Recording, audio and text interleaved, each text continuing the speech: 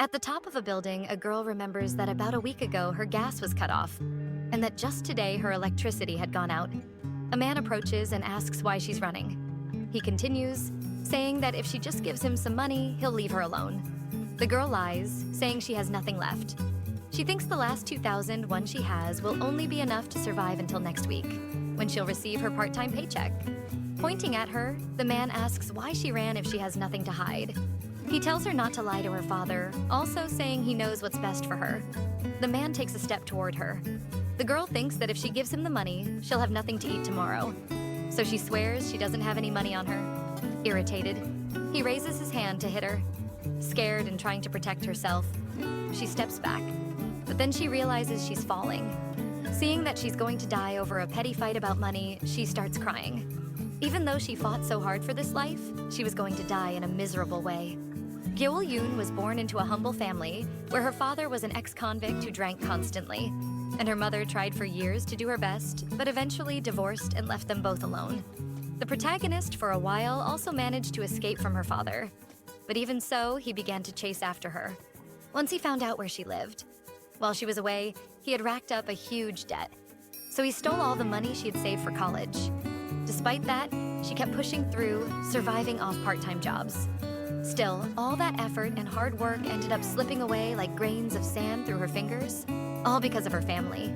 Her father then sees her falling from the building. She thinks about how things that others take for granted, like a happy family and loving parents, were things she never truly got to experience. But now it's okay. She doesn't need any of that anymore. So she begs, asking, please may she finally have a bit of peace. A voice arises in her mind, saying that at the end of the east, the seed of resurrection has been planted. With her mind a little hazy, the girl begins to hear someone calling the name Mabel, someone placing a hand on her face and calling her cute. She opens her eyes and wonders, Mabel? Is that me? But quickly falls asleep again despite her curiosity. A man says she already seems to have grown a bit in the last few days. A woman replies that she's glad the princess is in good health and that they've been blessed. The girl realizes she's hearing voices, and in the arms of a man, she wonders if she's been reborn. She finally asks herself if these voices are her parents, and they sound soft and kind. But she believes these voices will eventually change too. Is she doomed to live another life of pain and misery? The baby was in a crib crying. A maid approaches, calling her Dear and Your Highness. The woman then asks what's wrong and says it's not time to eat yet, so she should please stop crying. As if a baby should understand that. Still shocked, it finally sinks in that she had reincarnated. And in the maid's arms, she realizes she was reincarnated into the body of a princess from an empire, something she had never heard of before. The maid keeps talking, calling her Princess Mabel. The baby then thinks that at first she thought princess was just part of her name, not that it actually referred to a royal title. It seemed impossible at first, but she was finally realizing she had no choice but to accept reality. Still, it's better to be born rich than poor at least. The maid puts her back in the crib and says it's time to change her clothes. The girl then thinks that even though she's accepting all this, it's very different from her past life. The place where she had reincarnated was called the Ermino Empire. She was the emperor's second daughter, and her name was Mabel Gardenia Ermino. Her mother was a woman with very fragile health and died shortly after childbirth. Usually in situations like that, the father tends to neglect the child who caused his wife's death. She wonders how the emperor will act, thinking she'd rather be neglected than suffer like in her previous life.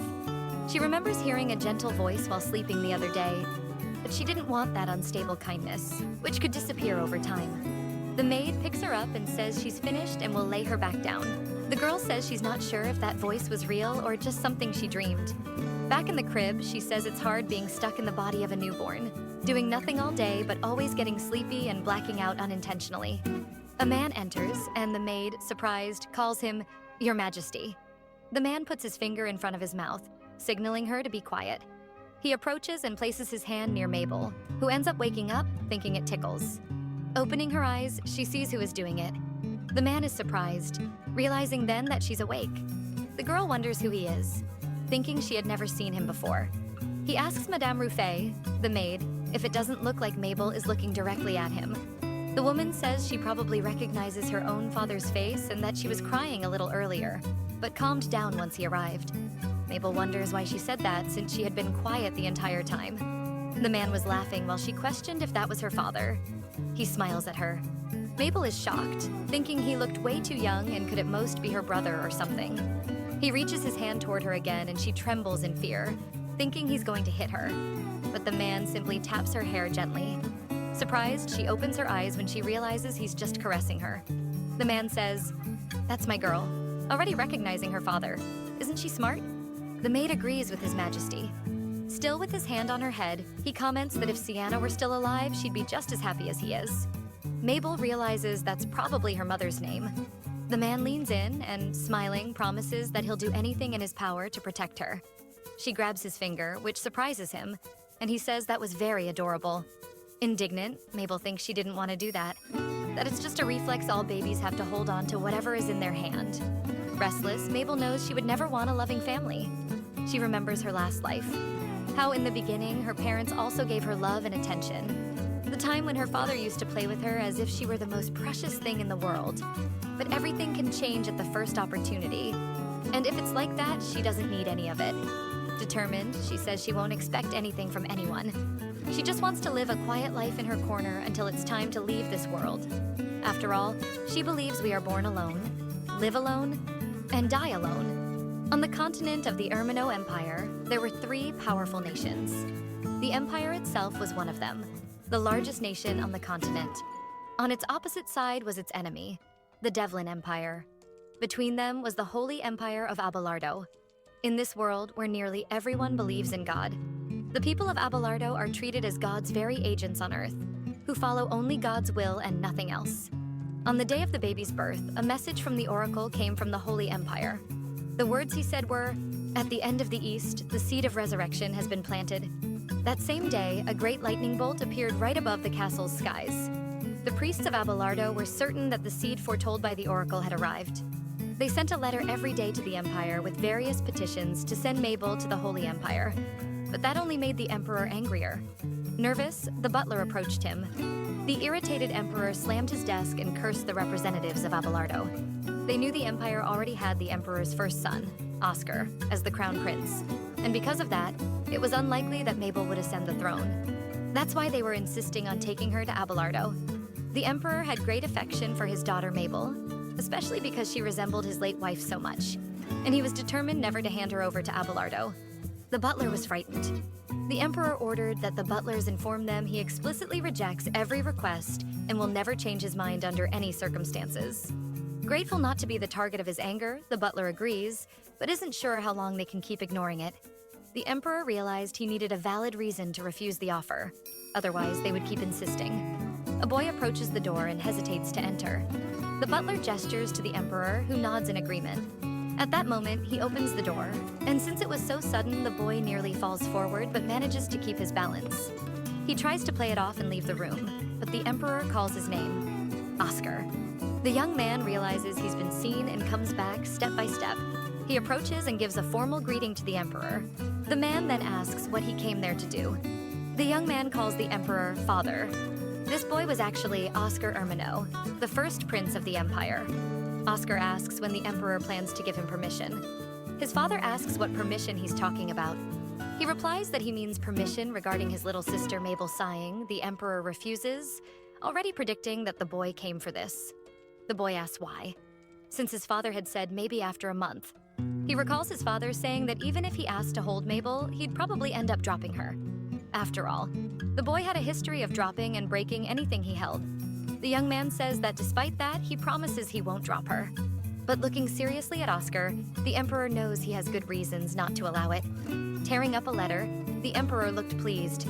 Sad, the boy thinks he won't be able to see her today either. It had been exactly 1 month since she was born, and he'd been so excited about meeting her that he couldn't even sleep properly. Now he had a face like a guilty puppy. Oscar says he made a point to finish his fencing class early today.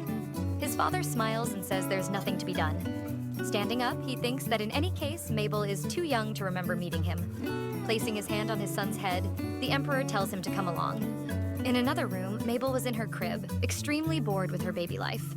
She thinks people say a baby's life is very simple, maybe because they don't have memories like hers. But the only thing the girl could do now was lie there and watch people. This was very frustrating. The baby held a pillow angrily while thinking she couldn't even roll to her right side. It was like being stuck in place. Mabel sighs and yawns, thinking that she's always sleepy too. Somehow, even the voices of the people around her sounded like a lullaby. Blinking slowly, she thinks her eyelids feel heavy. Mabel closes her eyes and falls asleep again. The maids go check on her and find it adorable how quickly she fell asleep. A clicking sound is heard, and all the maids look surprised. It turns out the Emperor and his son entered and asked how Mabel was doing. She wakes up startled, recognizing whose voice it was. It was the voice of that man who kept coming and seemed so annoying. The girl thinks the way the Emperor came so often and pampered her was really uncomfortable. The Emperor approaches her crib and asks if she heard him arrive, saying it was very adorable. In her mind, Mabel just thinks she wants to go back to sleep. She sees a spiky white hair sticking up. Oscar, her brother, leans in to look at her in the crib. The boy is enchanted, and Mabel wonders who he could be since she had never seen him before. Thinking for a moment, she starts processing and squints. She realizes the boy resembles the man who was apparently her father. So he must be her older brother. Mabel remembers when she saw her nanny and a woman named Larima talking about him. Still wide-eyed, the boy tells his father the baby is looking at him. While the maid smiles, the Emperor says not to be fooled, since her vision isn't developed enough to see him properly. Yet, Mabel finds this strange, since just a few days ago that man believed the same thing Oscar does now. Despite that, Oscar doesn't listen and just calls her cute. Annoyed, the baby just thinks about when the two of them will leave her alone. She wants to tell them to go away, but she can't speak yet, not even teeth. But that doesn't stop her from trying to babble like any other baby. So Mabel says, "Abba." Hearing the sound, the boy wonders what she could be trying to say. Turning to his father, Oscar says maybe the girl was trying to say, "Brother." She only thinks that she didn't want to say anything remotely close to that. The Emperor tells Oscar not to be ridiculous, that she was clearly trying to say father. Even more irritated, the protagonist only thinks that couldn't be further from the truth. In her mind, she screams that they're both wrong and she was just trying to say, "Leave me alone." It was very frustrating, and staring at her nanny, Mabel mentally begs her to do something about it. The woman notices the baby staring and thinks she must be hungry, asking a woman named Larima if the milk is ready. The protagonist grows frustrated because that wasn't what she was trying to say. All of this was just a communication error, and not even her nanny understood her. Uncomfortable, Mabel once again wonders why these people won't leave and realizes they apparently plan to stay and watch her eat too. Now in the nanny's arms, the woman says it's time to eat. Sad and uncomfortable, the girl realizes they're going to watch her eat. Mabel thinks that in that case she has no choice, so holding the bottle, she starts drinking as fast as she can. The people around her think she must be really hungry, but in truth, the girl just wants to finish as quickly as possible, so those two people can finally leave her alone. She thinks she's probably already drunk more than half the bottle of milk and is even running out of breath because of her baby body. Mabel can't believe she has to go this far just to get a little peace, but something is happening and she wonders what it is.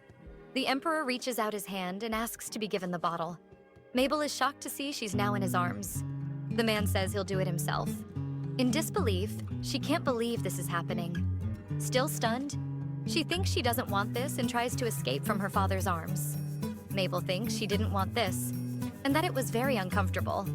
Sitting in a chair, the Emperor was completely focused on the task. The princess thinks there's no way to win against a fully grown adult, so she questions why she had to be a baby, since she can basically do nothing. Happy, the Emperor says it's all done. The girl also doesn't like the way he looks at her and hopes he'll stop that as soon as possible. Since she had just finished eating, Mabel thought they would finally leave. But unfortunately, she sees the Emperor getting closer and realizes he wants to kiss her forehead. Still with her mouth full, she hesitates, and not knowing what to do, wonders why he's doing this. Outside the palace, several birds were at a fountain, but it suddenly shoots a jet of water. The two servants watching the fountain were impressed with how refreshing and powerful it was. Back in the room, someone was coughing. The Emperor's face was completely soaked, with Mabel still in his arms. The servants were surprised by what had happened. A woman asks if everything is all right. Laughing, he says there's no need to worry. Annoyed, Mabel thinks the Emperor is about to say something ridiculous again. Then he says it's fine, because the milk Mabel spat on him is nothing less than holy water. She's in disbelief, not understanding the reason for such an absurd comparison. Her father adds that despite everything, he was very happy to see her eating so well. Mabel was still processing what she had just heard. Since the Emperor had just compared the milk she spit out to holy water, which felt completely disconnected from reality. With a cloth, he starts drying his face. Meanwhile, the princess wonders if there's something wrong with this emperor. She turns toward the others, thinking they should feel the same way. But looking at them, Mabel realizes that everyone has a smile on their face, looking touched. Apparently, no one saw anything wrong with the man's statement. While her father placed her on his shoulder and patted her back, her brother stared at her. With a determined look, Oscar calls out to his father. The emperor asks what it is. Mabel believes he finally noticed there's something wrong with their father and thinks he's going to say something about it. Oscar approaches, and in fact, the boy asks if he can hold her too. Shocked, she thinks that's not important right now. Serious and holding his daughter firmly, the emperor stares at the child. The boy then says he understands that he can't, but wanted to ask anyway.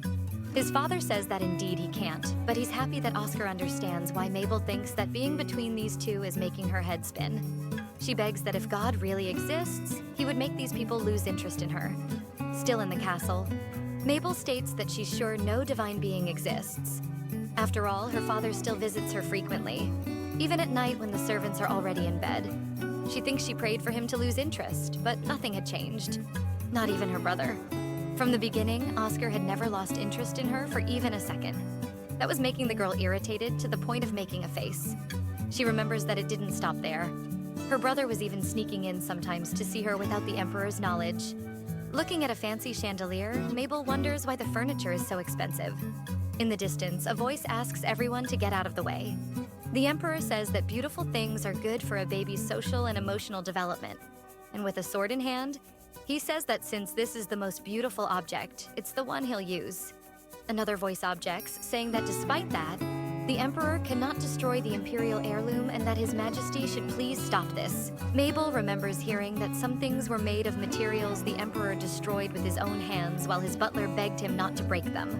The servant was afraid that divine wrath might fall upon them. She keeps thinking. Trying to say something, the princess ends up making a normal baby sound. A butler asks Larima if she heard that the guardian deity's egg in the northern forest hatched, and on the same day the princess was born. Larima asks where the hell he heard that. This also sparked Mabel's interest. The man explains that the guardian deity was born from an egg and looked like a cat with golden fur. Larima replies that it's nothing more than another ridiculous rumor someone made up. The servant says she could ask anyone if she doesn't believe him, explaining that everyone was in a frenzy over it. The woman retorts, questioning how a cat could have golden fur and hatch from an egg, asking how he planned to survive in such a cruel world being that naive. He pleads one last time, saying it's true. Upon hearing this, all Mabel could think of was how the whole conversation reminded her of eating boiled eggs in her past life. But despite that, a guardian deity sounded fascinating. However, from Larima's response, it seemed like a completely baseless rumor. The girl always found it fun to hear Larima and Ravi argue, thinking maybe they liked each other and would end up dating someday. Mabel stretches her arms up as if she were stretching. She had been training often so she could develop faster. Whenever people weren't paying attention to her, the girl practiced moving her body. That way, she had started moving her body little by little. Mabel thinks that thanks to her efforts, she could already move her fingers. Now she could even grab a toy with her hands. She wondered if she should try something more difficult today. The princess thought, determined, that she must be able to do it before being able to roll around on her own. So she tried lifting her own head, which is very difficult for a baby. Straining so hard she began trembling, she gave it her all but ended up failing. Trying again, Mabel feels sad when she realizes she can't do it. She thinks she'll never grow at this rate. Flailing, the girl points out that she can't walk. She can't talk. Not even kicking her legs in frustration was possible since she still had little control over her body.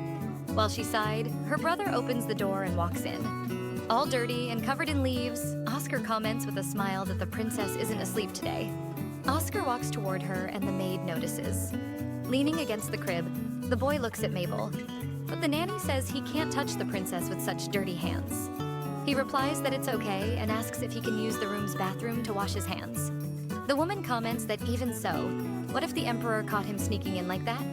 Still thinking, she believes that despite everything, the emperor already knows Oscar visits Mabel from time to time and is just pretending not to know. She looks at Mabel. The baby seemed to be exerting herself a lot. The woman places a hand on her forehead and realizes she's sweating, wondering if the girl might be sick. But in truth, Mabel had just exerted herself too much and was completely fine. She calls out to Larima, asking her to fetch a doctor as quickly as possible because the princess was sweating more than she should. Larima agrees and rushes out as fast as she can. The girl fails to warn that she's fine. After all, she's still a baby Oscar who had just come out of the bathroom, asks Madame Ruffet what happened. Ruffet says to wait a moment as they need to call the doctor. Worried, he approaches Oscar, begs for Mabel to be okay. Mabel just makes an ordinary baby sound in response. Oscar says her voice sounds weak, thinking she might really be unwell. The princess thinks they can do whatever they want since they don't understand her anyway. But just as she was about to doze off again, Oscar and Rufy interrupt her, asking her to stay awake and hold on a little longer. Annoyed, Mabel thinks that every day is a struggle where no one understands her, and that she's going to end up dying of embarrassment. Meanwhile, the Emperor was rushing up the stairs. Mabel heard whispers saying the doctor had already arrived, and that it was best to let him examine her as soon as possible. Someone suddenly throws the door open. Making a loud noise, Rufy and Oscar are startled, but the one who opened the door wasn't the doctor. It was the Emperor, calling out for Mabel. Worried, he approaches and places his hand near her head, feeling sorry that the defenseless baby was sweating so much. Opening her eyes, Mabel tries to understand what was happening. With red eyes, the Emperor looks extremely worried. The man asks where the doctor is. Mabel thinks all of this feels strange. She doesn't understand why he looked at her like that. It was as if he were terrified at the possibility that she might be sick. After all the commotion, the doctor tells the Emperor that the princess is actually very healthy, and that the excessive sweating was probably just a momentary heat wave without any danger. Mabel is happy that at least someone understood what she was trying to do, and that she just sweated a lot from moving with such effort. Nothing more. The Emperor questions why she had such a sudden heat spike since the palace's temperature is regulated with magical assistance. The doctor says there's no way to determine the cause, but since the princess isn't sweating like that anymore, she's probably fine. Picking Mabel up, the Emperor says he's very happy to hear that everyone in the room looked happy and relieved. In his arms, she couldn't help but find all of this very strange. She always felt uncomfortable in his arms, but now she was feeling very comfortable. Even if it was just for a brief moment, her emotions began to shift. 10 minutes earlier, in the meeting room, someone reported that 10 people were injured while transporting a prisoner. The Emperor received the news with a clenched fist, irritated, sighing. Someone said they managed to capture him alive, but bringing him to the Empire hadn't been easy. Another agreed, saying it was an almost unbelievable feat. After all, they had captured the Demon of Devlin. This demon had been a major headache for the Ermino Empire, as he came directly from their greatest enemy, Devlin. This man wore nothing but black clothing from head to toe, no armor or any proper protection, and had started a one-sided massacre during the conflicts. He was a killing machine, and his deeds and carnage earned him the title of the Demon of Devlin. His movements were so fast, it was impossible to determine his size or identity. But in the war that occurred at the border a few months ago, when Devlin's forces invaded, the demon ceased all activity, allowing Ermino to capture him. However, to everyone's surprise, when they removed the demon's hood, they realized he was merely a child. The Emperor asks where the prisoner is now. Someone states that his men managed to cross the border with the prisoner, but he was still out of control, so his arrival would take a while. The Emperor finds the out-of-control part intriguing and asks what they meant by that. The advisors explain that there are good reasons why he was called a demon. The butler approaches and gets close to the monarch. The Emperor ends the meeting by saying they'll see when the prisoner arrives and orders the men to keep watch so they don't lose him. The butler whispers something in his ear. Shocked by the news, the Emperor slams the table and asks how Mabel could be sick. He then stands up and says he's going to see her immediately. After his departure, the nobles present say he was probably referring to the princess who was born just under a year ago, and that it's thanks to her the Emperor has been so calm lately. They say the child had the same cherry blossom-colored hair as her mother. May she rest in peace, but inherited her father's blue eyes. Another man says he heard she's a very sweet and incredibly cute child. A noble asks if the Emperor didn't just say the princess was sick, and everyone is shocked. One man says that's very serious. In the past, the princess held a very special place in the Emperor's heart, and after her death, the princess is the only person who can keep the Emperor from returning to the bloodthirsty man he once was. Everyone believed Mabel was the Empire's only hope. The maids are shocked by the amount of medicine and supplies they received from the nobles after hearing the princess might be sick. Everyone thought she should grow up strong and healthy and keep the Emperor's wrath under control. Meanwhile, little Mabel slept peacefully and thought there was never a dull moment in this palace. There was all that commotion the other day just because they noticed she was all sweaty. Rufy asks if Larima could pack the rest of the items and asks Ravi to go to the other room and bring the baby stroller approaching. Oscar says they're going to have lots of fun today. But the princess doesn't seem very excited and even tries to say no. But it just comes out as a regular baby sound. She was dressed with a hat and several winter clothes and even had a stroller unnecessarily decorated to carry her around. All this caution was because today would be the first time she'd leave her room. But Mabel didn't even want to go out. She would rather everyone just leave her alone. She had even heard rumors that they destroyed imperial heirlooms to make the stroller she was in now. Deep down, she really didn't want to go outside. It felt like too much suffering. The girl thought it would be really stressful, but looking around the palace, she realized it was much bigger than she had imagined, and she was quite impressed. Having been locked in her room the entire time, the princess had grown a little curious about what the palace was like. And now that she was finally outdoors, she realized it wasn't so bad. Larima said Mabel looked very fascinated as she gazed out at the world. Ravi said her eyes were darting all over the place, full of excitement. Mabel wonders who had said that going outside would be bad, taking back everything she said earlier. But in truth, she was starting to feel cold even with all those layers of clothing. The girl then remembers hearing that the palace was magically temperature regulated, and now realized how much of a difference that made Oscar takes off his coat to offer it to her. But before he can, Larima and the other servants do the same.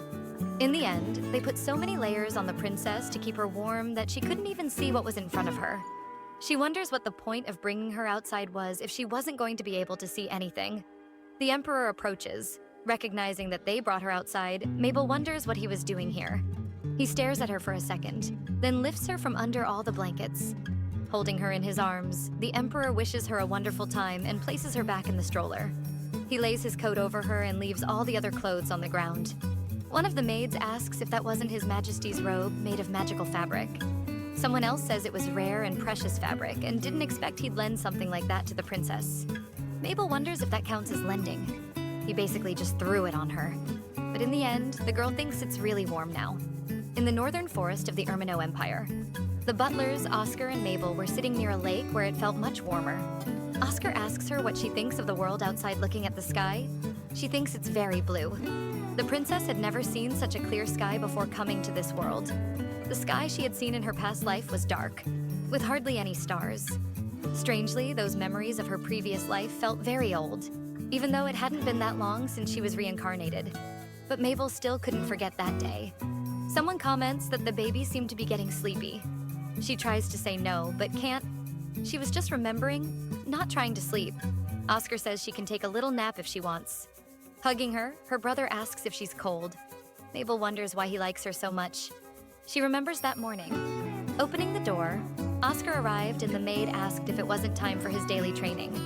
He replied that he heard Mabel would be going out today, so he finished early. Rufy asks if that's why he was so sweaty. Oscar adds that it was the first time Mabel would see the world, and he wanted to be by her side. After all, he's her older brother and should be there for her.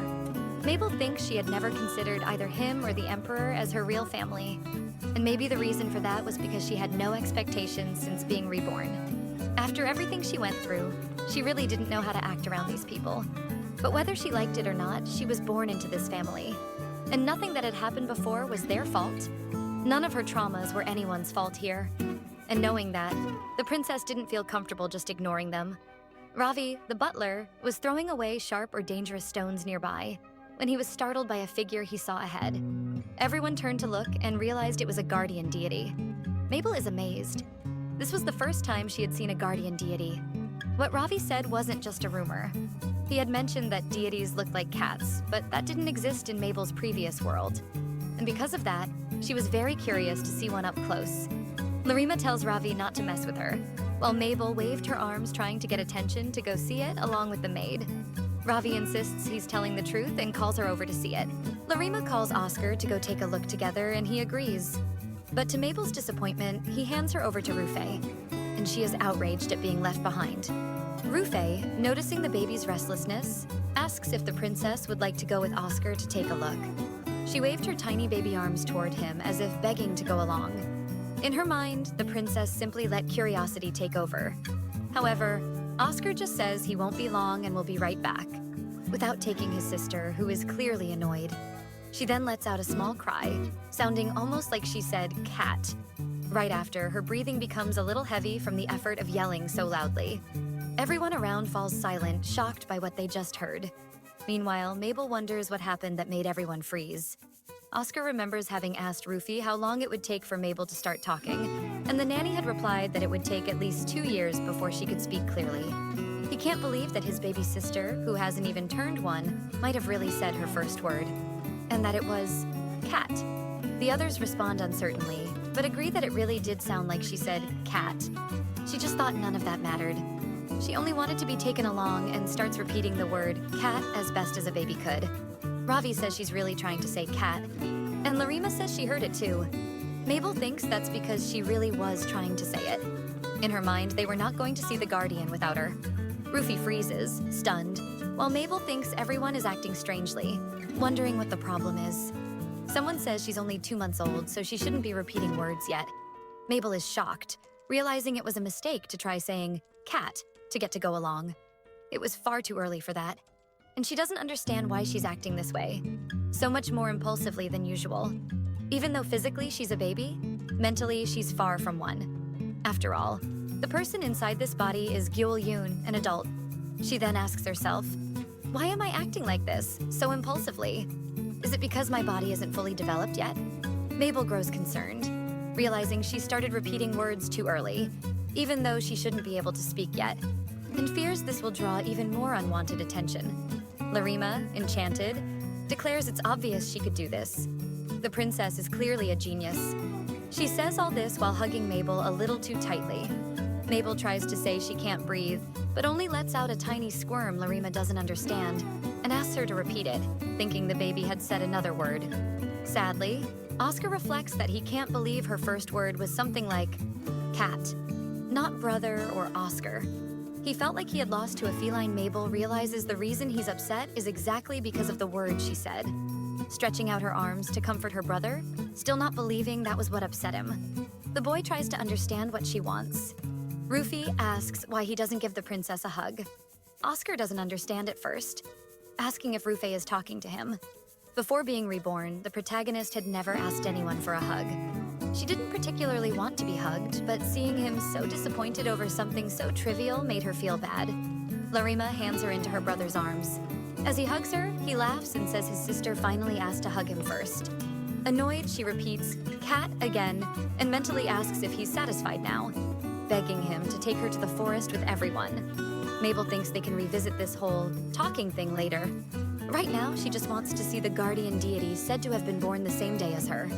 She repeats cat one more time, pretending it's the only word she knows. Oscar says all right. They'll go now. Smiling, Mabel thinks that now people won't call her a genius anymore. While venturing through the forest, someone says it's quiet and they can't see anything. Larima says Ravi must have been lying to them.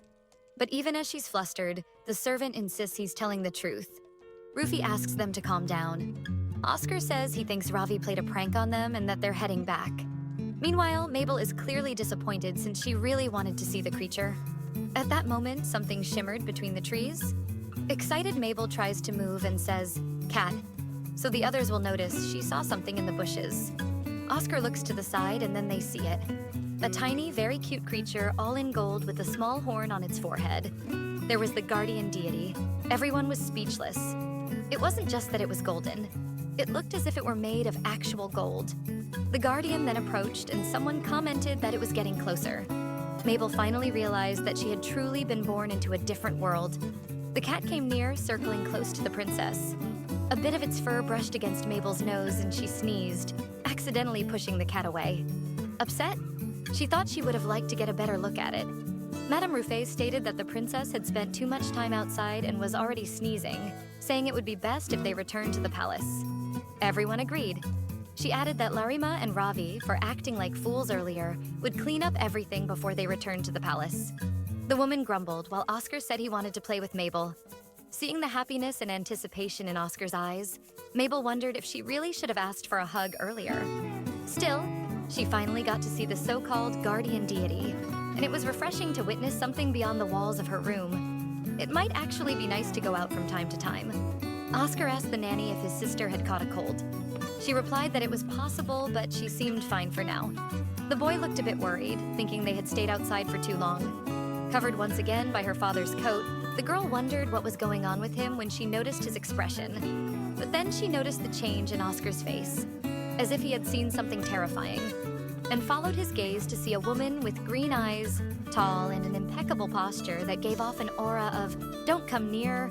Rufy called her Duchess Donovan. Oscar seemed frightened and clutched his nanny's skirt. Mabel recalled hearing that name a few times. It was Pacifica Donovan, Duchess of her own house, and Oscar's mother.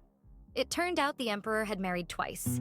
His first wife was Pacifica, but immediately after Oscar's birth, they divorced. After that, Pacifica overcame all her opposition to become a duchess.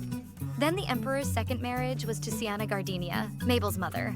The two had fallen in love and married, but unfortunately, she passed away shortly after giving birth to Mabel. Just over a month had passed since her death. Trying to calm himself, Oscar said his mother was scary. Mabel noticed that Oscar never flinched even in front of the Emperor, but he seemed to tremble in fear before this woman. That put her on alert and made her feel afraid too. After all, she was the result of the subsequent marriage of that woman's ex-husband, and her existence was probably irritating to her.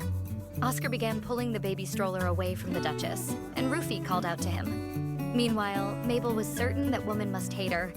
It was best to get away from her as quickly as possible. A little while later, Oscar and Mabel both sighed in relief, scared but happy they had gotten away. Then the princess noticed some nearby sounds.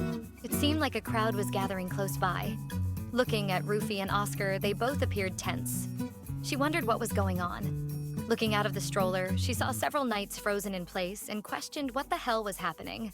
Suddenly, several chains tore through the area, and at the center of it all was just a single dark-haired child.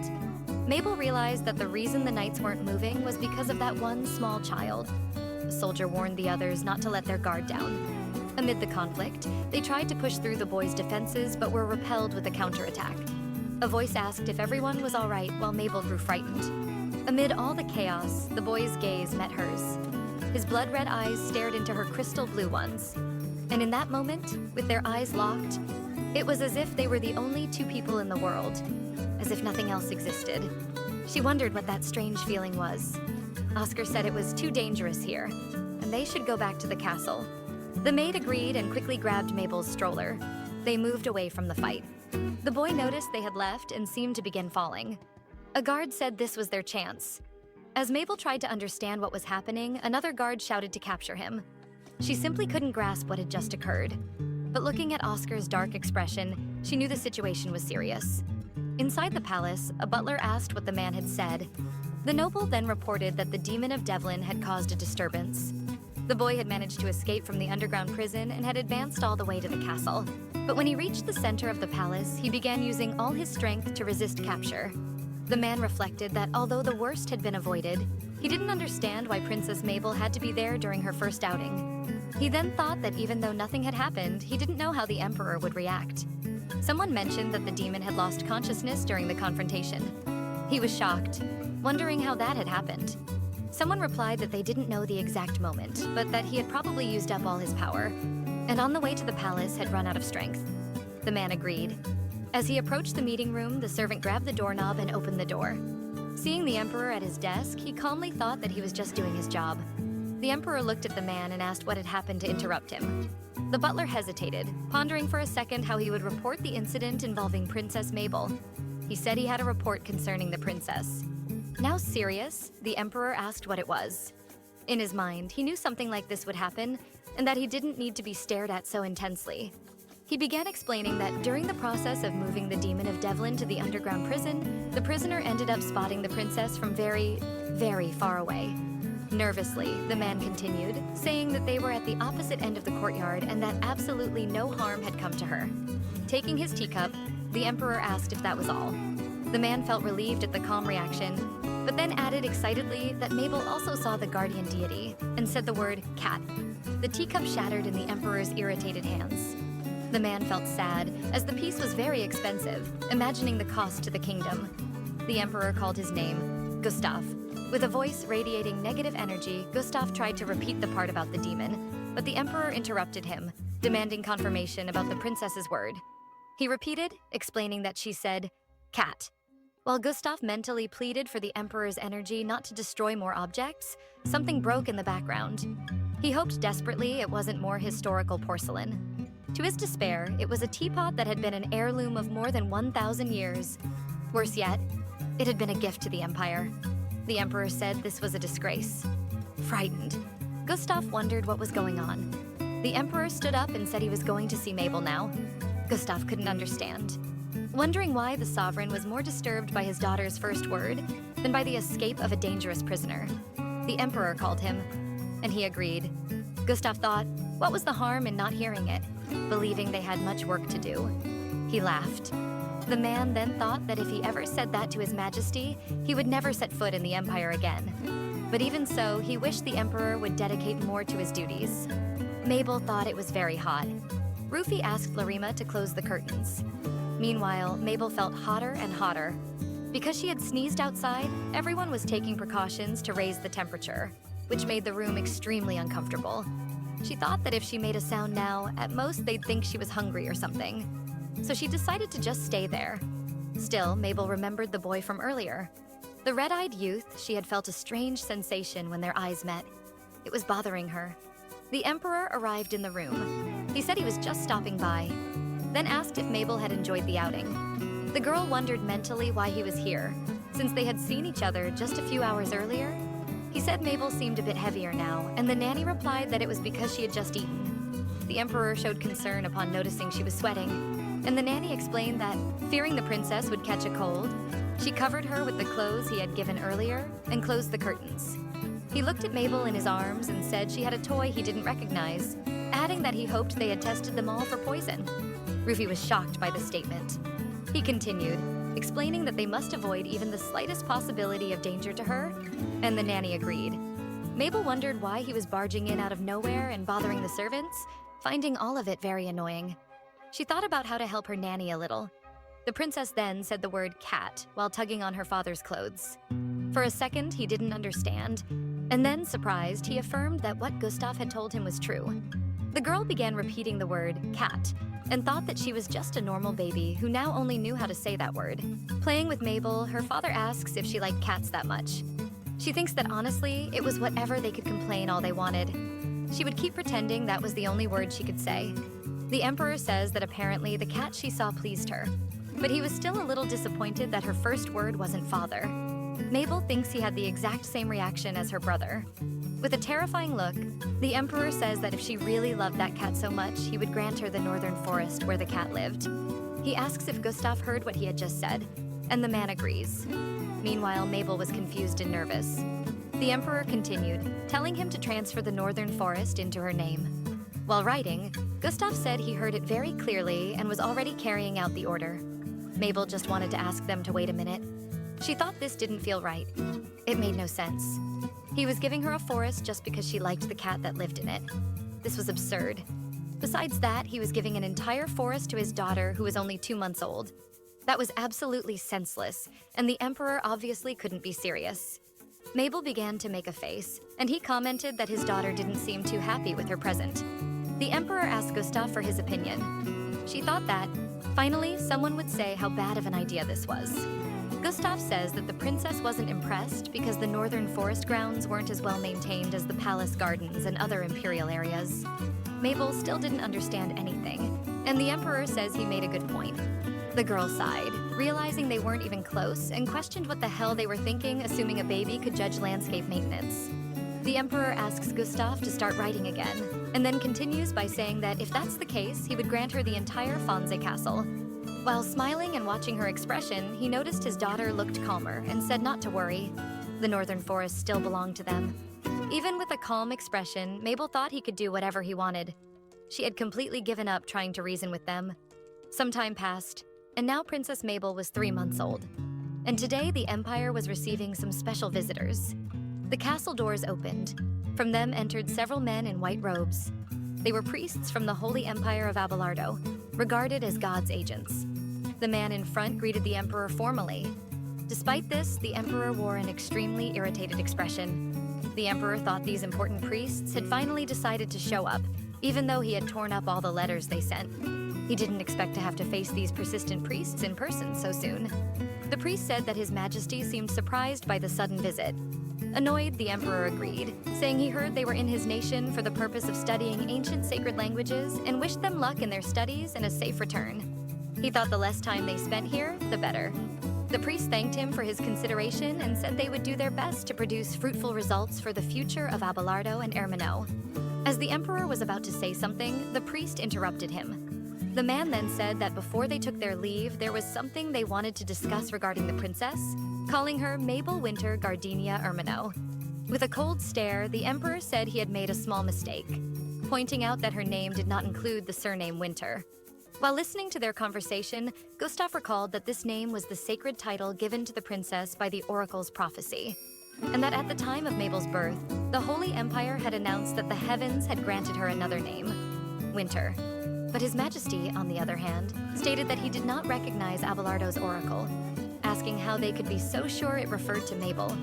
The oracle had said that at the end of the East, the seed of resurrection had been planted. Irritated and gripping his chair, he thought that the fact Hermano was located at the eastern tip of the continent and that a lightning bolt struck at the exact moment of her birth made everything more difficult. He wondered if he could really call all of this a coincidence. Scratching his chin, the priest said he had expected him to say that the emperor was so irritated he was nearly breaking the armrest of his throne, while at the same time Gustav was mentally begging the emperor to hold back and not kill the priest. The emperor's supporters grew a bit anxious, wondering whether he would manage to control his temper or revert back to how he used to be, before he got married. The emperor then said that Mabel was only 3 months old and just a baby. He asks if the priests were expecting him to send such a small and fragile being to Abelardo just because of a minor prophecy. Placing his hand on his robe, the priest said he had something the Holy Emperor had asked him to deliver. Taking out a box, he explained that the Emperor of Abelardo had said he would recognize it. The emperor wondered what justification they could possibly have to demand that his daughter be taken from the empire. In the end, he recognized it as the pendant of the former emperor. It turns out that when the previous emperor was engaged in a succession war to ascend the throne, he received support from the Holy Empire of Abelardo. And as a sign of gratitude, he had 2 identical pendants made and sent one to the Holy Empire. He says that apparently the Holy Empire now wanted him to pay the debt of the previous emperor, who had long since passed, with his daughter, asking how exactly he was supposed to feel about that.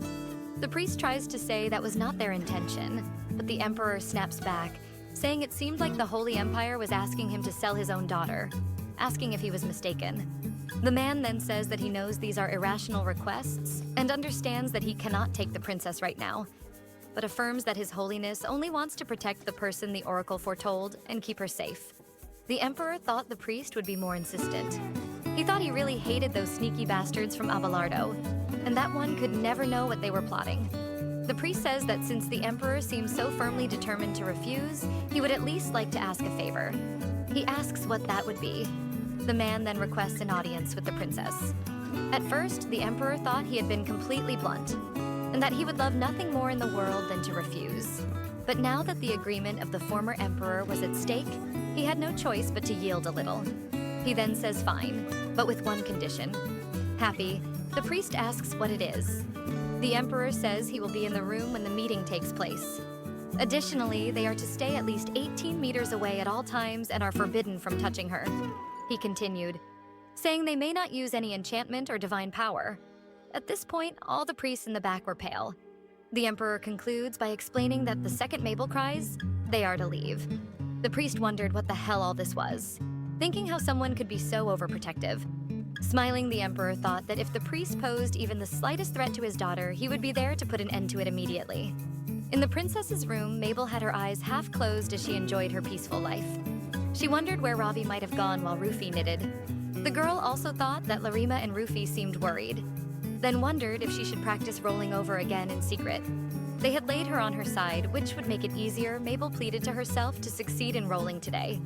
Making an effort, she tried, but her head was too heavy for it. Forcing her to give up, the protagonist didn't want to sweat and cause the same fuss as last time. She thought about practicing again at night when no one was watching. Oscar appeared and asked if she was waiting for him. Mabel thought she wouldn't waste her dignity answering that. Even though 3 months had passed, Oscar still visited her whenever he had time. She thought her brother was a bit strange. Mabel believed that sooner or later his charm would wear off, and he would stop coming. Sitting beside the crib, he opened a book and said he was going to read aloud so she could listen. She thought Oscar could read all he wanted. She was bored anyway. Wondering what the book might be, Mabel thought it might be some kind of children's fairy tale. Oscar cleared his throat. He then read the book's title, The Evils of Bordeauxism, according to Algor Chekhov. The girl tensed her entire body reflexively in shock. What the hell was he planning to read to a 3-month-old baby? Oscar continued. Explaining the content of the book, Mabel was even more confused. He was only supposed to be 6 years old. So why was he reading something that sounded more like academic literature than anything else? As the boy read, Mabel began to get irritated and thought this wasn't good for babies like her. She then spat out her pacifier, startling Oscar. He asked if his sister didn't like it, saying he would go find something she might find more interesting. Mabel thought no 3-month-old baby would enjoy a book with that title. Smiling, Oscar said he would go find a better book right away. The princess sincerely hoped so. She was in disbelief that a child, even a prince, could read something like that. He states that having such an early education is a problem. Some sounds of conversation are heard behind the door. Oscar turns around. Mabel reflexively says the word cat. Embarrassed, she realizes she had picked up the habit of saying it while pretending it was the only word she could say. She then wonders what all the commotion outside is about. Usually only the emperor or someone related would appear. Oscar and Rufy were getting anxious too. The door opens, revealing the emperor with the priest behind him. Rufy greets him. The priests approach Mabel, watch them with alert eyes, and the priest leading the expedition did the same in return. So she wondered what was going on, because suddenly she started to feel nauseous. Coming even closer, the man states that this was the princess. Mabel wonders who these people are.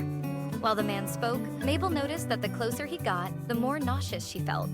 Holding him back, the emperor asked him to stop right there, reminding him of the conditions they had agreed upon. Stating that he hadn't forgotten, the priest said he simply couldn't help it in the presence of what the oracle had foretold. The emperor replies that she wasn't his prophecy. The man says that since she had not yet awakened, the princess's divine powers were simply infinite. Someone else agreed with what he said. Mabel was confused, barely able to follow the conversation. She knew they were definitely talking about her, but she had no idea what they meant with all those terms. And now she was feeling more nauseous with every passing second. And all of that sensation was emanating from that man. Oscar watched her closely, not understanding her reactions. Meanwhile, she wondered if this was the divine power he had mentioned earlier. Mabel tried to say something, but Oscar stepped forward and said she didn't need to be afraid, explaining that they were just priests from the Holy Empire. She tried to remember why she had heard that name so many times and what they could possibly want from seeing her. The emperor says that the princess was clearly uncomfortable and that they were leaving. With a sinister smile, the priest agrees, bowing. He also says that he heard Erminot had captured the demon of Devlin. The emperor says yes, adding that it happened about a month ago. The priest states that he heard he was a skilled warrior who could manipulate his aura even without an artifact, and asks if there were any casualties. The emperor says there were some injuries, and that the young man was powerful enough to destroy some of the limiters they had, which made it difficult to contain him.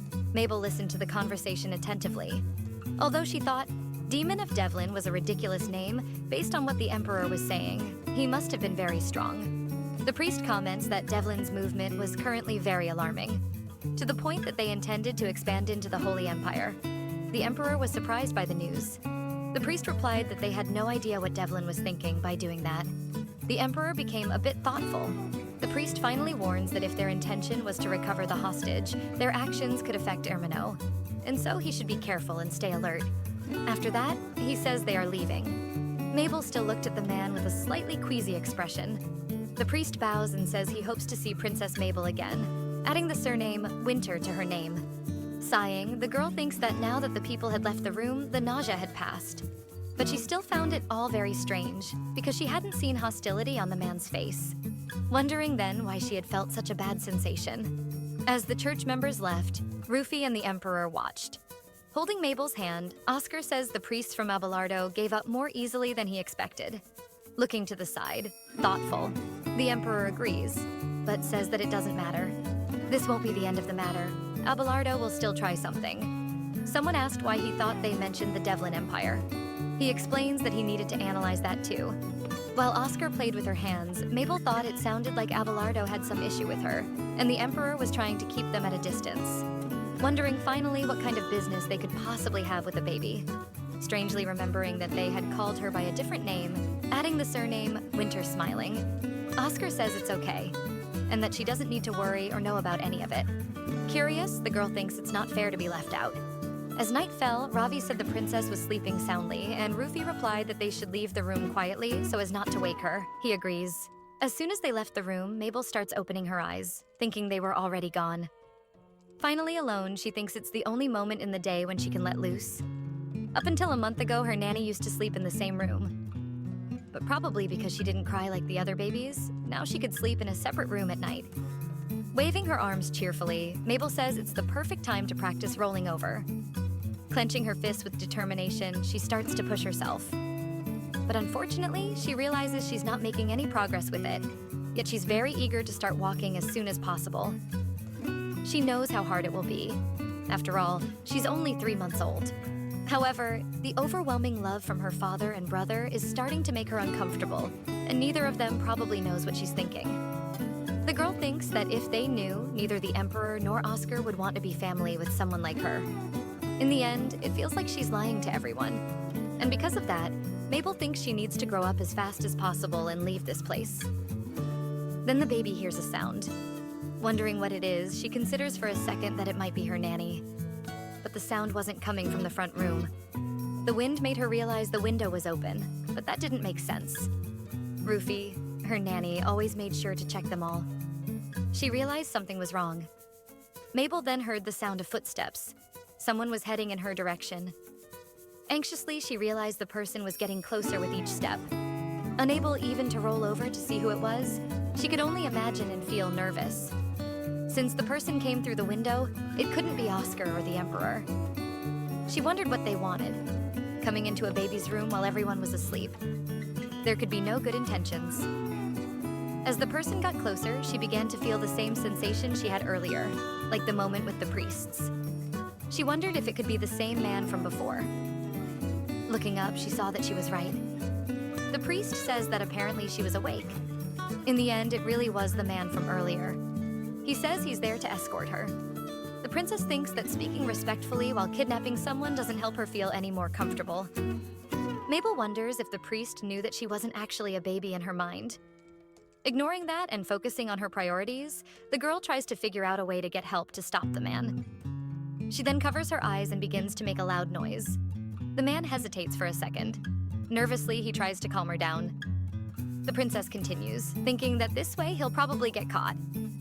Desperate, he looks around and tries somehow to make her stop crying. The more he tried, the more Mabel deliberately cried louder. The door opens. The Emperor approaches the room. Still unsuccessfully, the priest tries to silence her. The man says he'll at least grab her and leave since they didn't have much time. Reaching out his hand, he tries to pick her up. Mabel kicks and struggles, thinking he should just give up and leave. But despite all her efforts, there was nothing she could do. After all, she was just a baby. The girl could only think she didn't want to be kidnapped, begging her body to move. Trying with all her strength, she finally manages to turn over.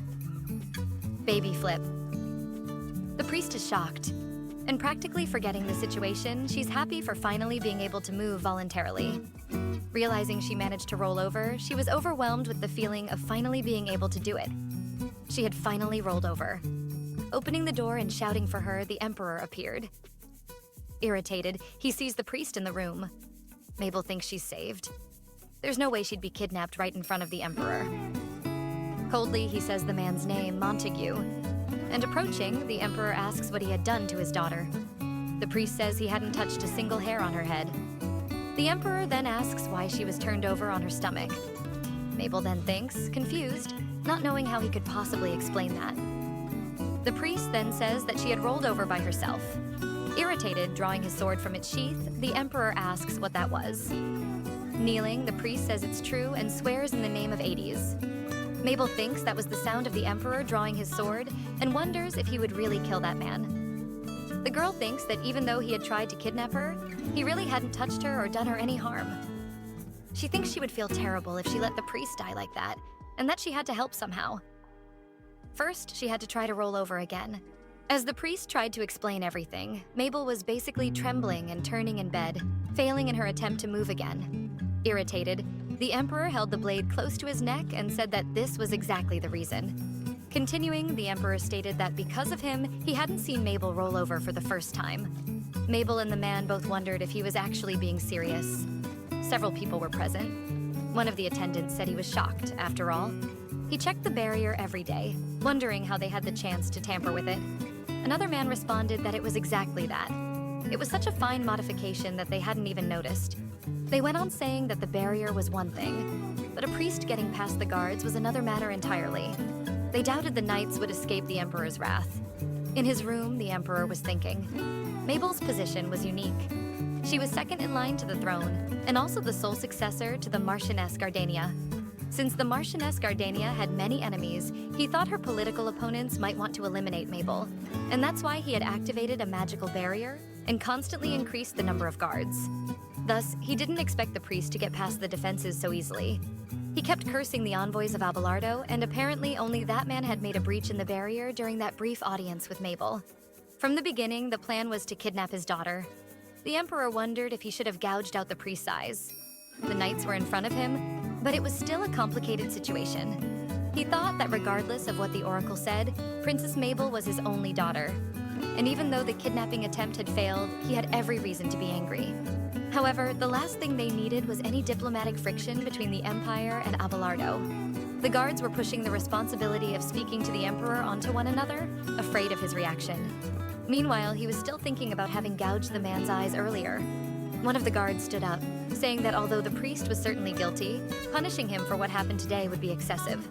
The emperor repeated his words, processing them. The man continued, saying he understood the fact the emperor was furious, but diplomatic relations between the nations were of utmost importance. While he spoke, the man was interrupted by the emperor, who simply said that Mabel had cried. The guard didn't understand what he meant.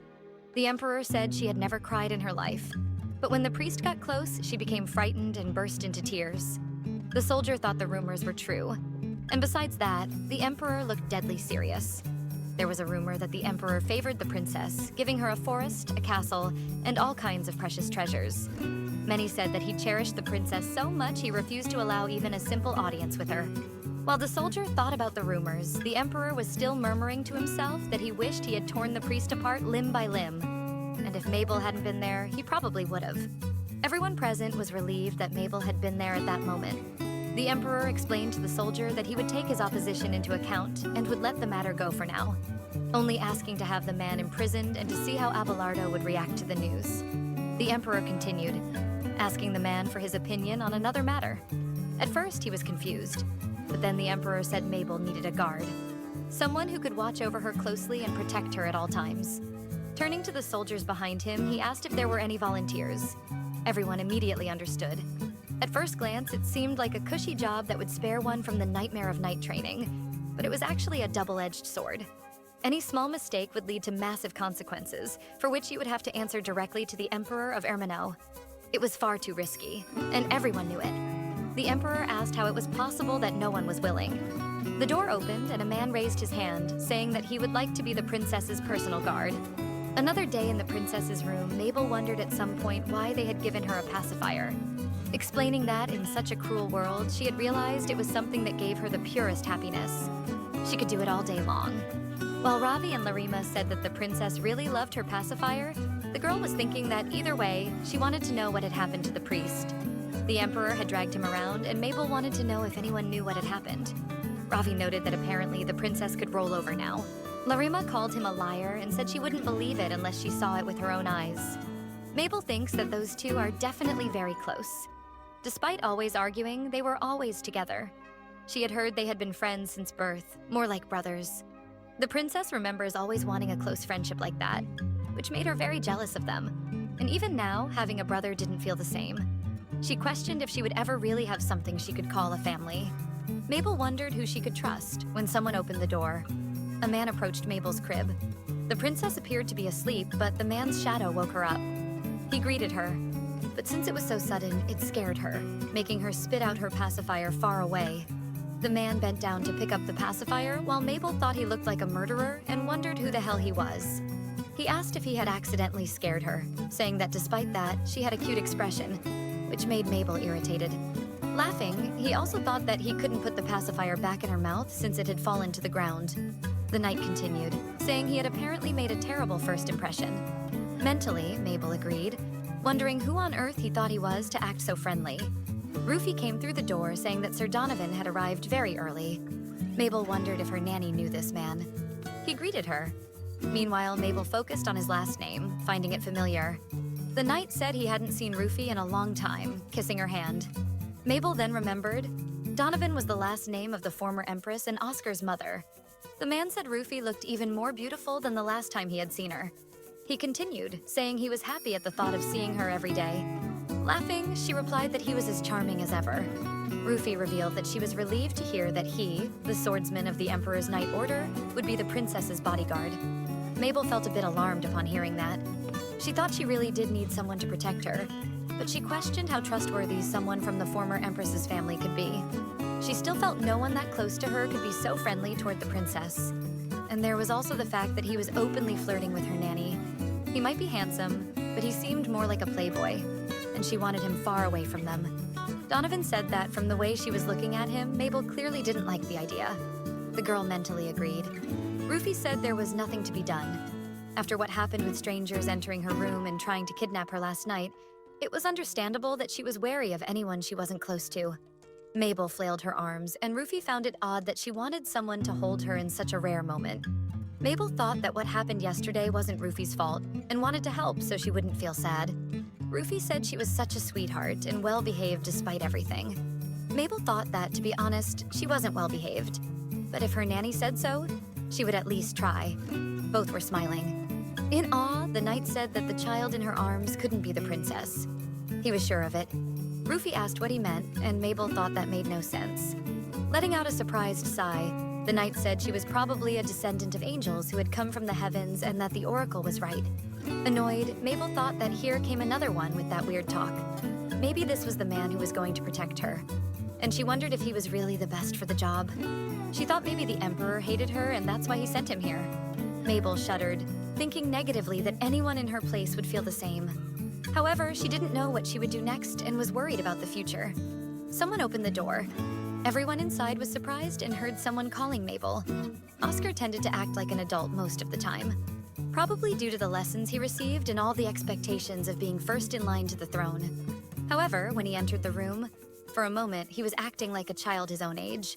Opening the door with a smile, he entered the room without even knocking. Oscar sighed for a moment, realizing that man was there. He hesitated, calling him Uncle. The man saw him and asked why he was there. At this hour of the day, he should be studying the Emperor's disciplines. Serious and adjusting his posture, the boy formally responded that he had finished before coming. Mabel found it strange, wondering if that was really the same boy who had been smiling a second ago. Not understanding why he was being so stiff with Oscar, the knight continued, saying that coming here to play right after finishing his tasks was a careless behavior for the heir to the Empire, expressing his disappointment and saying he should be more careful with his actions for the sake of the name Erminel.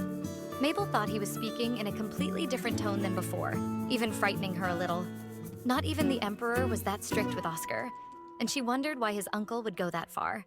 Despite being the heir to the throne with many responsibilities, he was still a 6-year-old child. He should be allowed to play around sometimes.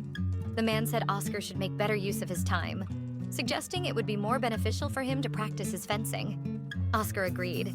Rufy hesitated at the scene, but she couldn't interfere.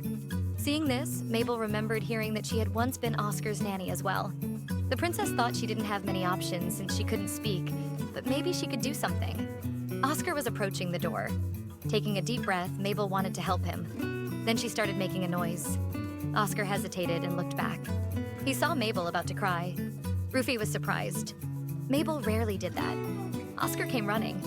He asked what was wrong, saying everything would be okay. He picked her up in his arms while asking her to stop crying. As he gently patted her back, Mabel thought that maybe Oscar could only truly relax when he was with her. And in that case, she would do her best to ensure his uncle didn't stay near her. She glared at him with irritation. The man approached and asked Oscar to hand her over, saying he was afraid the boy might drop her. Mabel thought they were fine the way they were. She just wanted the man to leave. Oscar tried to argue but couldn't. So the princess tried to push the man away using the only words she was supposed to know. As if trying to intimidate the knight, the girl shouted, Still, she was embarrassed inside, apologizing for only being able to make that sound. But either way, it would work now. The nanny stepped between them and said the princess was probably a bit shy and suggested he stand guard outside the room. Sir Donovan agreed, still trying to understand what just happened. Rufy added that Prince Oscar visited her almost every day, and she'd be upset if he didn't show up like usual. Still making an angry face, Mabel thought it wasn't true, but she could let it slide for now, realizing her nanny sometimes lied. Sighing and patting Oscar's head, the knight told them to enjoy their time with the princess. Nervously, the boy agreed, looking at Mabel, and then the guard left the room. Oscar said everything was okay now, and that he was gone. Mabel thought she knew that. It was basically thanks to her. Smiling, her brother asked if she really asked for him every day. While Rufy laughed, Mabel realized he really was just a child. After all, that was the first thing that came to his mind. Walking through the palace, the man heard someone call the name Lit. Turning around, he saw it was Pacifica, Oscar's mother. The knight asked what it was. Pacifica said she heard he had volunteered to be the princess's guard. As they walked, he replied that no one else had been willing to do it, and his dear sister knew that. He added, explaining that she always knew how he was with children. The woman stopped, telling him not to play dumb. Awkwardly, he replied that since Pacifica was so strict and reserved, one of them had to be the fool sometimes. Turning back, she continued, now asking, since he had met the princess, what was she like? Thoughtful and scratching his chin, the man said she was the most adorable baby he had ever seen. He started to ramble about how tiny her hands were, how chubby her cheeks were, saying the princess might actually be an angel. Pacifica said that made sense, and he replied that there was no need to worry, pointing out she was never good with children anyway. The knight asked if that wasn't exactly why she was so cold with Oscar, pointing out that he was being just as strict as she had asked. Remembering when Oscar was younger, the boy seemed so lonely, separated from his mother and living in the great palace. So he would go play with the boy and spend time with him as his uncle. He also recalled that the Empress took good care of him, even though she wasn't his mother. Lit thought he should pay more attention to him, since he was the brother of his biological mother. But Pacifica was far too relentless. She told that small child not to show even a hint of immaturity, and at some point she had passed the responsibility of teaching him both academic knowledge and fencing. In the beginning, the man was happy, but Pacifica had emphasized that he should not treat him with special consideration or kindness. He asked if they weren't being too harsh on Oscar, pointing out that he was only 6 years old. The woman said that was enough. Walking away, she explained that this conversation had lasted long enough and asked him to return to his post. The knight found it odd, thinking she would have something more to say.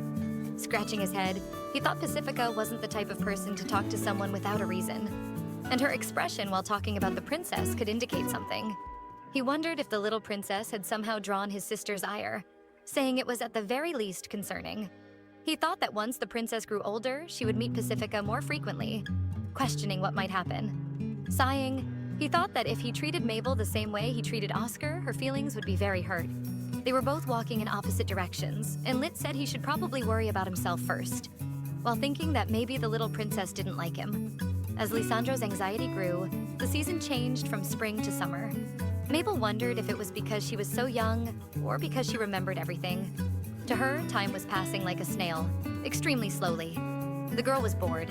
Mabel thought that maybe if she didn't remember her past life, all this time would have passed in the blink of an eye. She'd obviously done everything she could to entertain herself during these calm and boring days. The princess could now lift her head when lying on her stomach. She had finally mastered the art of rolling over perfectly, and now she could even get back onto her back. However, she hadn't done that all these days, since there were always people around, which would reveal her abnormal developmental speed. Rufy wondered why the princess had been moving so little lately, feeling worried. While eating, Mabel thought she couldn't make the same mistake she had when she spoke too early. Anyway, she could finally eat baby food now. She was finally starting to feel like she was growing and becoming a person, even though they still alternated between baby mush and milk sometimes. The nanny congratulated her for eating everything and wiped her messy mouth.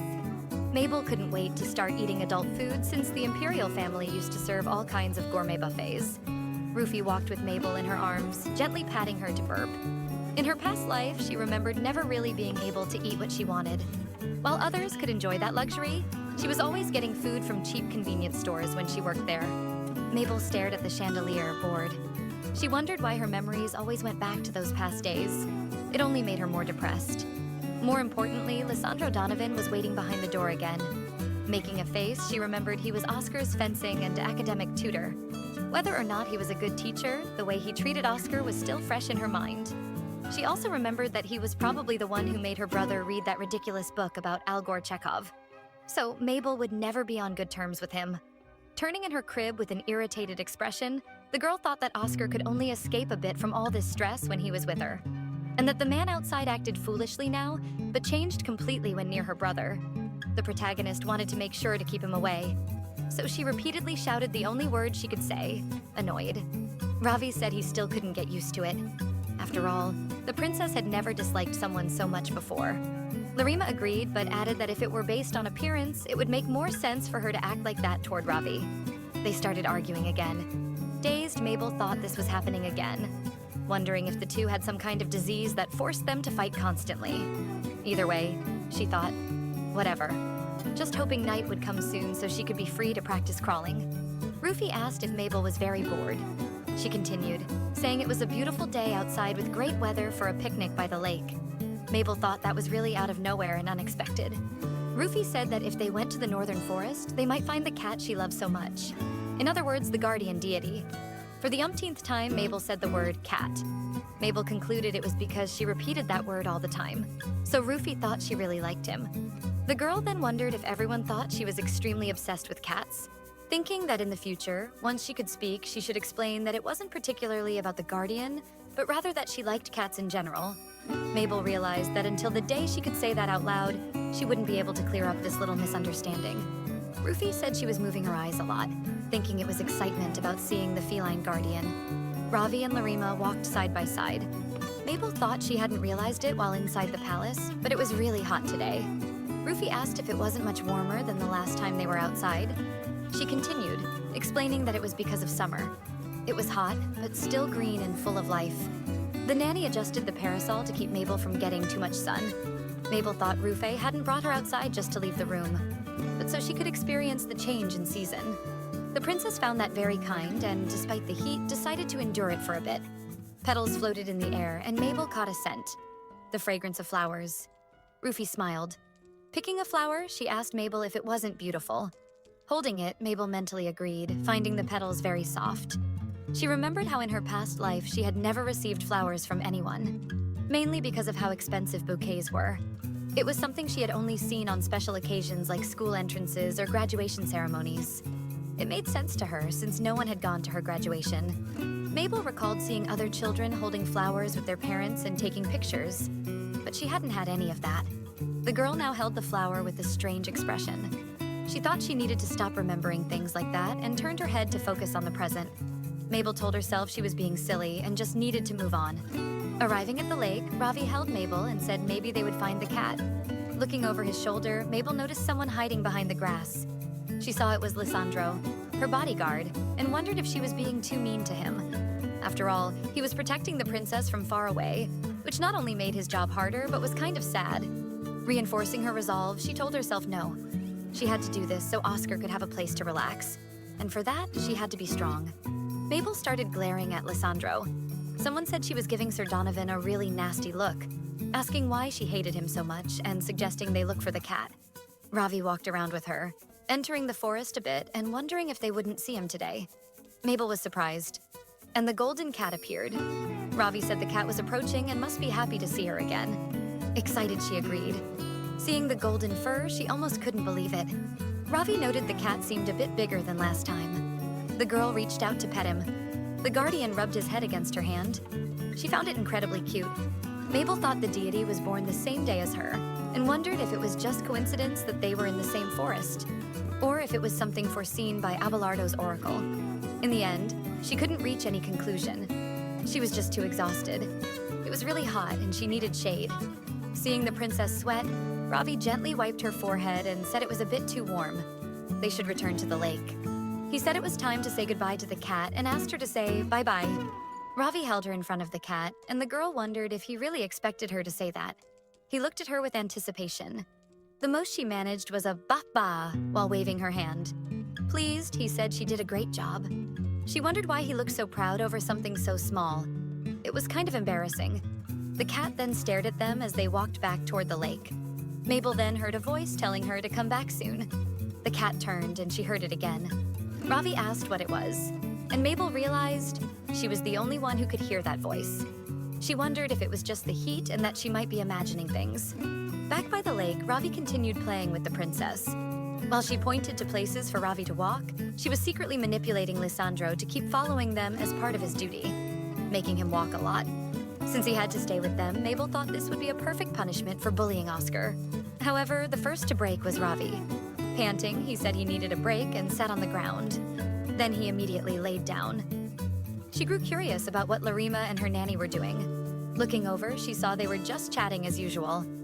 She thought that since they didn't plan to return to the castle anytime soon, this was her chance to sneak away. Mabel began crawling away. She thought she'd finally be able to practice crawling freely, and they had a pretty spacious area there. Rufy turned around and Larima looked confused. She shouted for Ravi not to get distracted and to watch the princess closely. Mabel froze in place. Ravi agreed, and the girl sighed.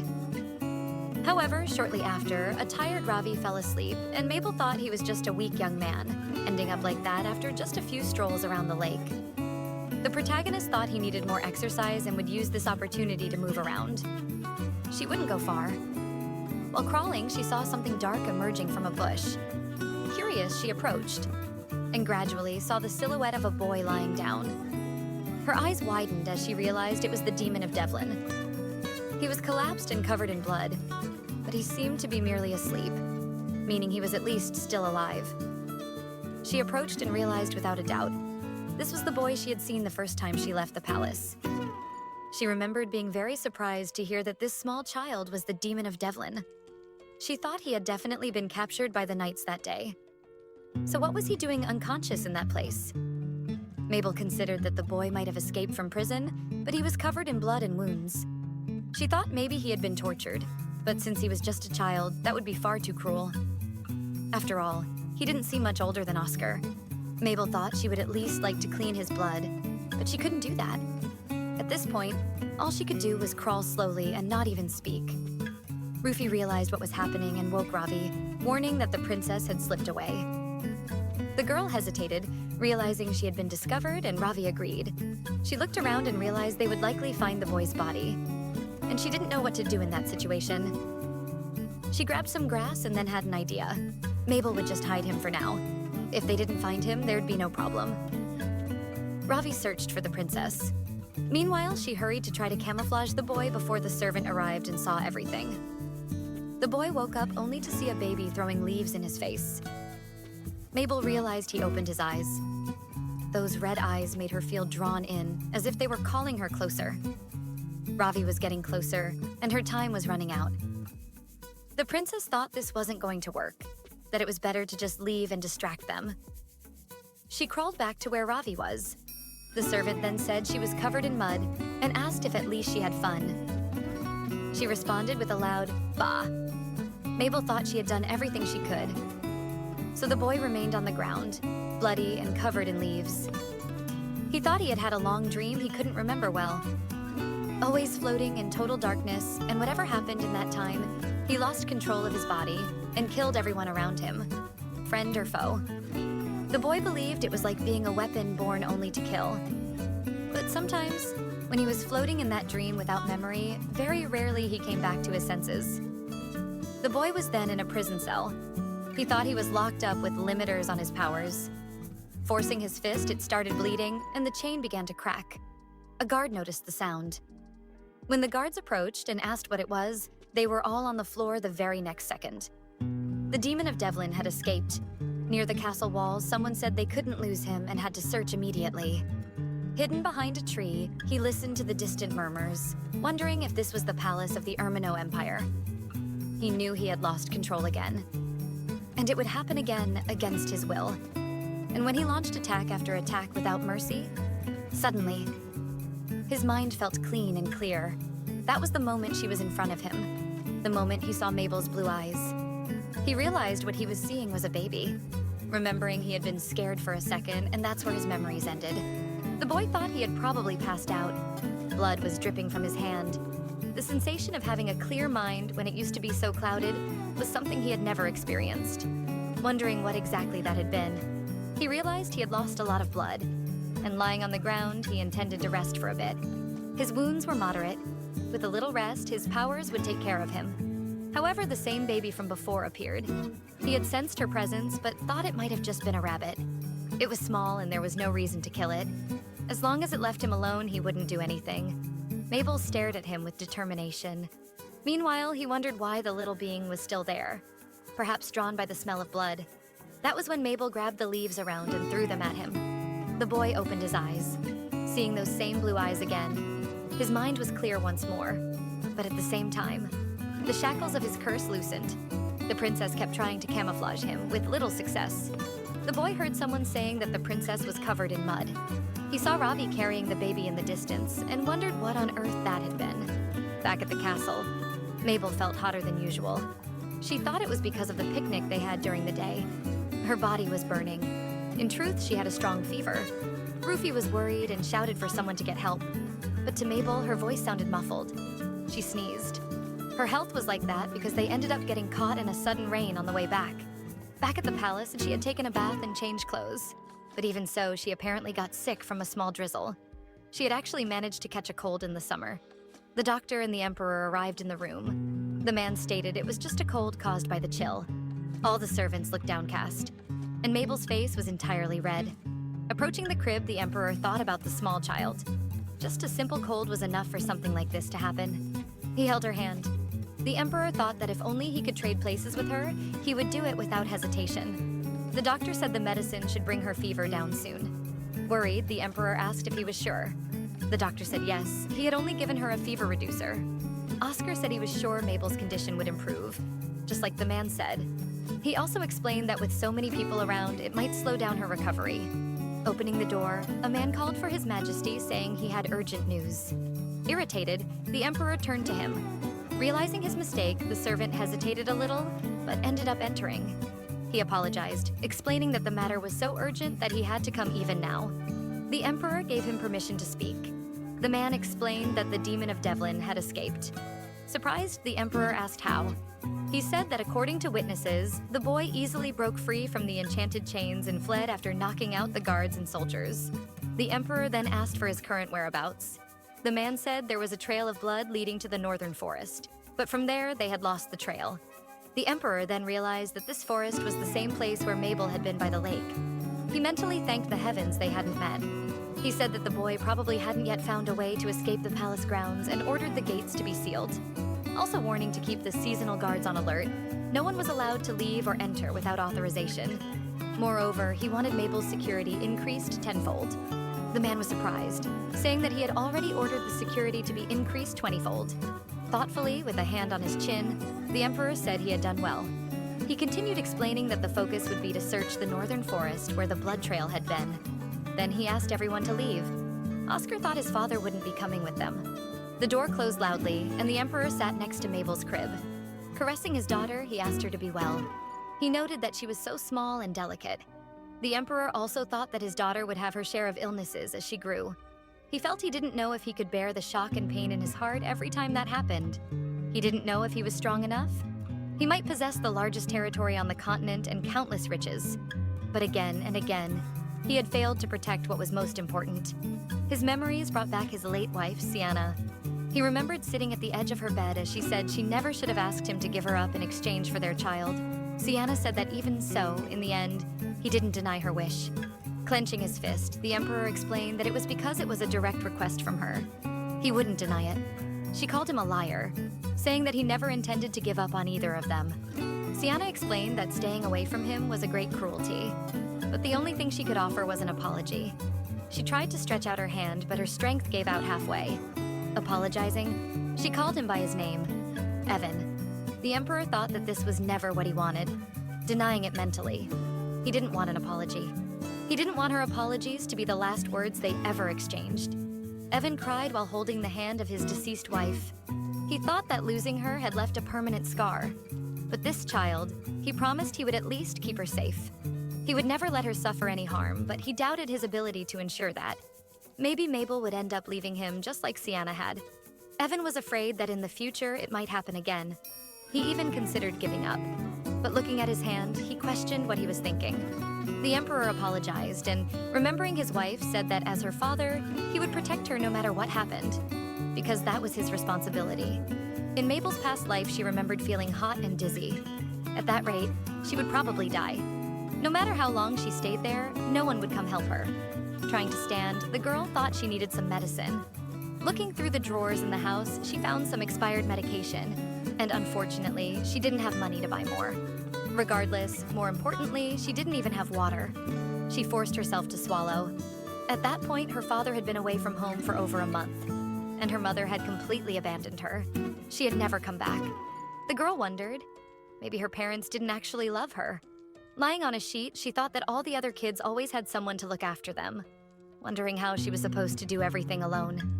Blinking, she questioned why people always looked at her with pity whenever she went outside. Closing her eyes, the young girl wondered why she always had to be alone. She wanted to know. Maybe if she knew the reason, all that loneliness would go away. But there was no one around who could answer her. She heard a male voice. Maybe it was her father. Maybe he had returned home. That would be nice and all. She heard the Emperor's voice calling her Mabel and asking her to get better, so that they could play together again. Then she realized it was all just a dream in which she had become someone else. But in reality, she was still Giul Yun, and her father actually wasn't there for her. Hearing again the Emperor's voice promising to protect her, maybe he wasn't really her father. However, it was everything she had always wanted. And even if it was just a dream, those words were kind and warmed her heart. The girl thought that believing in those words would only hurt her. Despite that, just for now she wanted it. Just to dream anyway. And smiling in her sleep, Mabel wondered if she could be forgiven for everything she did in dreams. Next to her crib, the Emperor Evan smiled. In the end, she wished this small dream would last a little longer. At dawn, Mabel hiccuped. As she woke up with the sunlight, she stretched. Putting her hand on her forehead, she noticed there was a cold compress. Mabel suddenly remembered that she had caught a cold. Still on the topic, she recalled the fever and dizziness she had felt. But now she felt fine. It was a relief. Thinking that she was sure she had been dreaming, but couldn't remember what it was about. A vague memory suggested that her father had been in it.